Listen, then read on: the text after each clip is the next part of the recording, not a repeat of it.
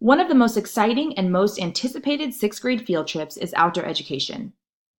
We will be visiting Camp High Trails in March. We will be holding a separate parent meeting dedicated to outdoor ed in the new year to go over everything you need to know, as well as any other questions you may have about this wonderful trip. This year, our students will also have the opportunity to participate in a lab and field trip to the San Joaquin Marsh provided by the Irvine Ranch Water District. We will learn all about water conservation as well as how to test water quality.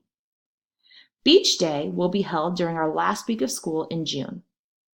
We will visit Corona del Mar State Beach, where we will have fun and relax as we celebrate our year together and gear up for promotion.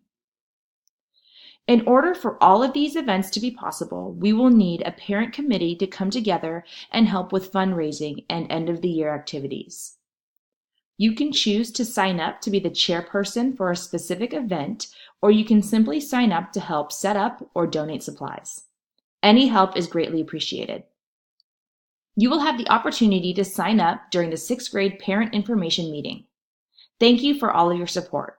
We cannot do it without your help.